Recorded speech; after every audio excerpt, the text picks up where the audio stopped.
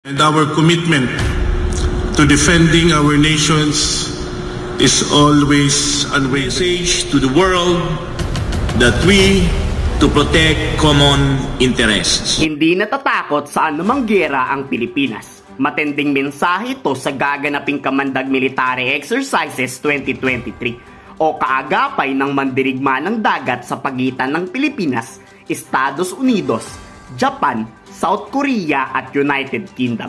Dito binigyan din ng Armed Forces of the Philippines na solid ang samahan ng mga bansa sa oras ng digmaan at walang sino mang bansa ang makakapagpigil sa pagprotekta sa kapayapaan sa West Philippine Sea.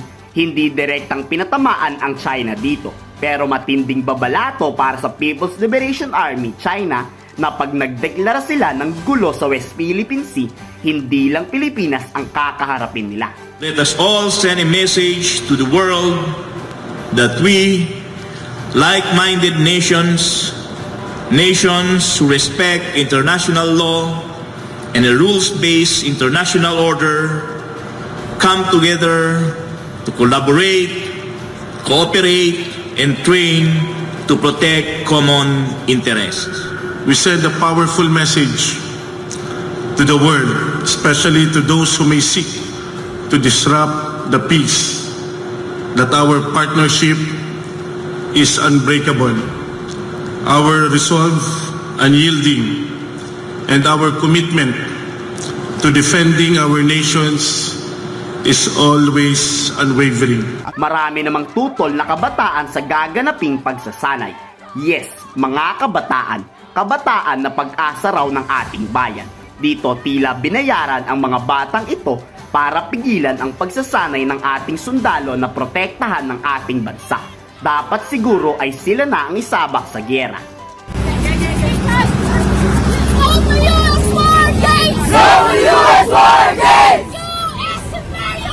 Number one terrorist!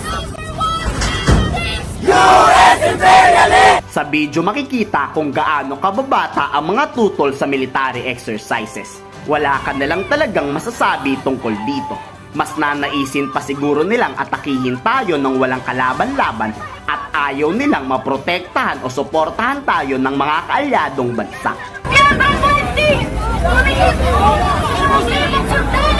Si sentro ang pagsasanay sa pagpapalakas ng coastal defense, special operation, humanitarian assistance at disaster response kung may kalamidad.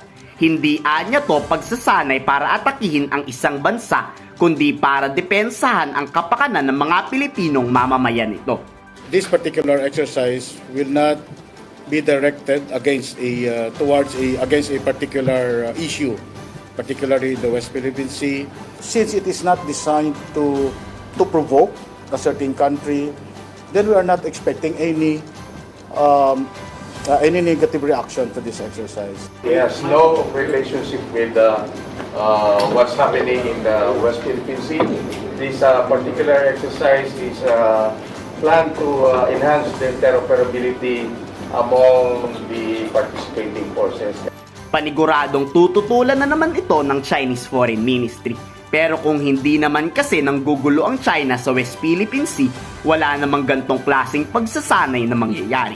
Matter exchanges, we believe that these activities are very important as we continue to optimize our systems and procedures in war fighting. This exercise contributes to regional stability and security, fostering a more secure environment for all nations involved. Kayo, pabor ba kayo o tutol din sa gantong klaseng military exercises? I-komento sa baba ang inyong saloobin.